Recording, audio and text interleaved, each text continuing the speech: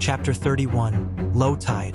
The Black Sea below suddenly writhed, like some sentient being recoiling from the pale glow of the rising sun. Sunny stood up slowly, his eyes narrowed in cautious observation. After a moment of hesitation, he carefully approached the edge of the stone platform where he had taken refuge. Peering downward, he frowned and then dropped to one knee, doubting his own sight. The ocean was retreating.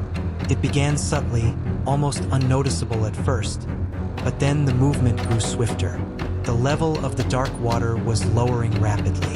What had once been a barely exposed rock in the midst of endless waves was now emerging as a prominent outcrop, with several meters of wet, glistening stone stretching between him and the restless surface below. As the sun climbed higher, the ebb only intensified. Eventually, Sunny found himself standing atop a towering cliff, the sea now 100 meters below. The shape of the stone structure he had taken shelter on was also becoming clearer, although from his current vantage point, he still couldn't discern its full form. Then, as if the deep was being pierced, crimson blades began to rise from the black depths. As the tide dropped even further, it revealed a twisted, scarlet forest of massive, coral-like structures. These towering trees of red seemed to grow chaotically, merging and twisting into one another, stretching upwards like grasping hands. Monumental and eerie, the coral forest sprawled across the landscape as far as the eye could see, broken occasionally by cliffs, sinkholes, and other bizarre natural features. Half an hour later, Sunny stared down in utter disbelief. The ocean was completely gone. If not for the trails of black seaweed clinging to the rocks and coral spires, it would have been hard to believe it had ever been there. His once small island had now become the summit of a colossal, jagged cliff. Gazing down at the transformed terrain made his head spin. By now, night had fully surrendered to morning. "I'm not hallucinating, am I?" Sunny muttered, pinching his arm just in case. What kind of madness was this? Despite the vanishing of the dark ocean and the threats it had hidden, Sunny was in no hurry to descend from his lofty stone perch. For one, if the sea could vanish, there was every chance it could return just as suddenly. And secondly, who knew what dangers lurked down below in that crimson maze? For all he knew, something worse than the owner of that massive tentacle might be prowling the depths. Still, curiosity gnawed at him.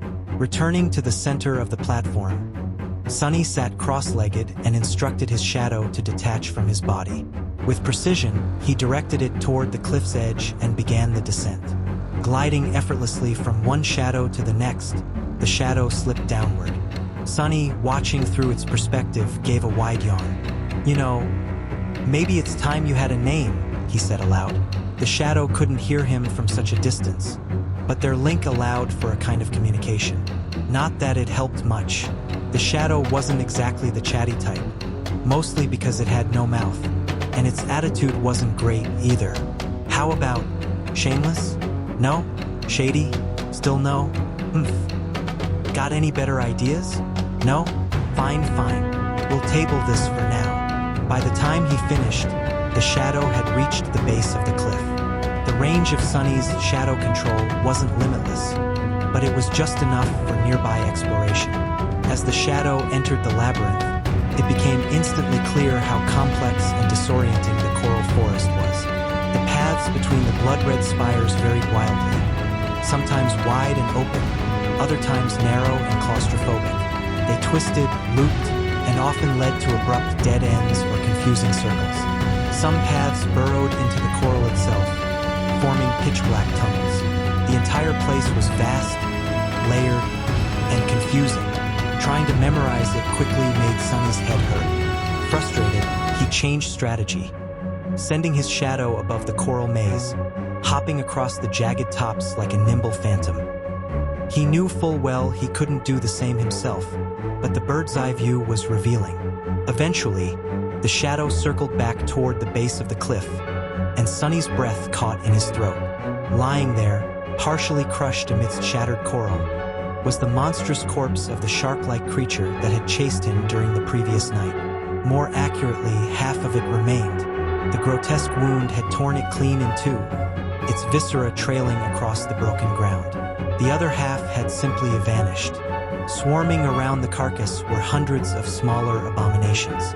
Each one was around 2.5 meters tall and looked like something out of a nightmare. A fusion of crab, centaur, and horror. They had 4 sets of segmented limbs ending in wicked scythes, and from their shelled bodies protruded humanoid torsos covered in thick chitin. Their grotesque heads lacked necks, sitting directly atop their torsos.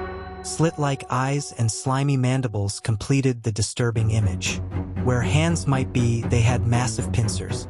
The monsters were busily ripping chunks of flesh from the dead behemoth, stuffing it into their mouths. Occasionally, they fought viciously over more desirable pieces, with the losers swiftly being torn apart and devoured by the victors. Sunny swallowed hard. The sight of these brutal, armored beasts made his skin crawl, and reminded him that he hadn't eaten in a while. "Great," he muttered. "Each one looks deadly, and there's an army of them." So that explained the labyrinth's eerie emptiness. Its residents were all feasting together. Still uneasy, Sunny redirected his shadow's gaze back toward the cliff. Something about its shape had been bothering him. The shadow turned and looked up, revealing the full contour of the formation. Sunny's brow furrowed. "That's a finger. That's a hand. Is that a sword?" His eyes widened. "It's a statue." Indeed, it wasn't a cliff at all. The massive formation was a sculpture, ancient and colossal. A giant figure carved from stone, clad in detailed plate armor with 7 stars etched into the chest. Grasped in both hands was a monumental sword, pointed downward. But the statue's most jarring feature was its absence. The head was missing. The circular platform where Sunny now stood had once been the statue's neck. Judging from the rough, jagged stone, the head hadn't eroded. It had been violently removed long ago. Walking to the edges of the platform, Sunny looked all around, but there was no sign of the head anywhere. "What is this place?" he whispered. No answers came. Eventually, he guided his shadow back and sat on the western edge of the broken neck, watching the coral monsters continue their feast far below. He remained still for hours, unmoving, as the sun crept through the sky. Then, as dusk approached and the sun kissed the horizon, a deep rumble echoed from below. The sound was deafening, shaking the very ground. Instantly, the feeding creatures stopped and scattered.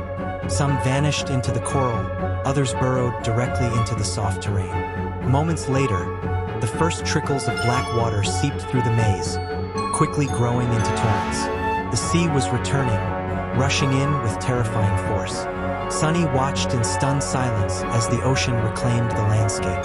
In less than an hour, the waves had risen completely, and only the stone platform, his sanctuary, remained above the surface.